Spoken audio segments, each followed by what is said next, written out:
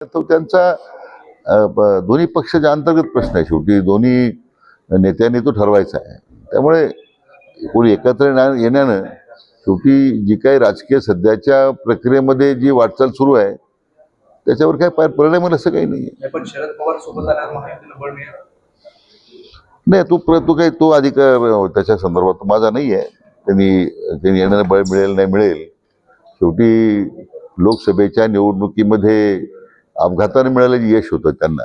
त्यातून महाराष्ट्रात एक मोठी लाट तयार होईल आणि त्यांनी सगळे राजकीय आराखडे त्याच्यावर जे तयार केले. मला वाटतं महायुतीला जे नंतर विधानसभेत मिळालं जे यश आहे, मला वाटतं त्याच्यामध्ये झालेला त्यांचा जो सपाटून पराभव आहे महाविकास आणि त्यांचा सुद्धा, मला वाटतं परिस्थितीनंच त्यांना आता हा निर्णय घ्यायला क्रमप्राप्त ठरेल. त्यामुळे त्यांचं येणाऱ्या महायुतीला काही फार फरक पडेल असं काही नाही आहे, असं माझं व्यक्तिगत मत आहे. शरद पवारांनी तुमचं वैर काही लपून राहिलेलं नाही. भाजपमध्ये आहात सध्या, जर भाजपसोबत आले तर भाजप बळकट असतो. नाही, कसं आहे की त्यांच्या बाबतीमध्ये तर मी म्हटलं ना, लोकसभेमध्ये त्यांना मिळालं जे अपघाताने यश होतं आणि ते विधानसभेच्या निवडणुकीमध्ये त्यांची ज्या पद्धतीने पिछाड झाली, जो काही दारुण पराभव झाला, त्यामुळे त्यांच्या येण्याने काही पक्षावर काही परिणाम होईल असं अजिबात नाही आहे.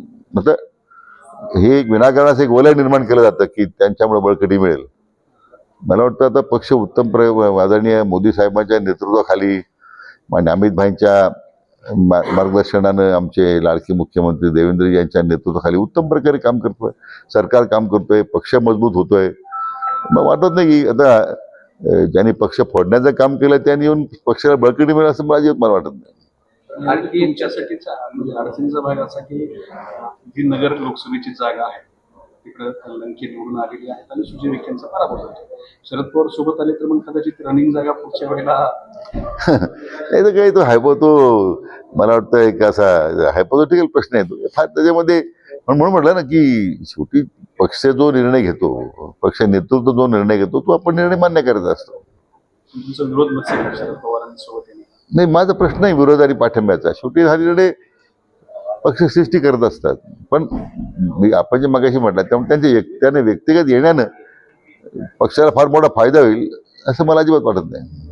आणखी एक चर्चा सुरू आहे, राज ठाकरे आणि एकनाथ शिंदे एकत्र येण्याची. असंही तो त्यांचा दोन्ही पक्षाच्या अंतर्गत प्रश्न आहे. शेवटी दोन्ही नेत्यांनी तो ठरवायचा आहे.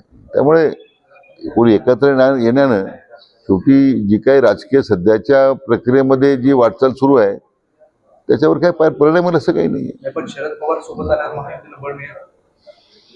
नाही, तो काही तो अधिक त्याच्या संदर्भात माझा नाही आहे. त्यांनी येणारं बळ मिळेल नाही मिळेल.